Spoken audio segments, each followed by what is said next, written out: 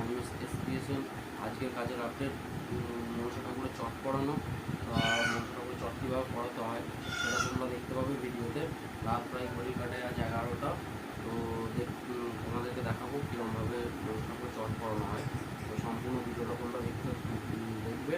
আর মনসা ঠাকুরের চটের জন্য ফার্স্ট আগে চট সাইজ করে কেটে নেওয়া হয়েছিল, তারপরে সেটাকে ফার্স্টে এঁটেল মাটি প্রলেপ দিয়ে উল্টো পিট করে বেলে মাটি প্রলেপ দেওয়া হয়েছিল। তো তারপরে কিছুক্ষণ টানানোর পরে তারপরে কাপড় পরানোর পরে তোমরা ভিডিওটা দেখতে থাকো। তোমাদের কেমন লেগেছে সেটা অবশ্যই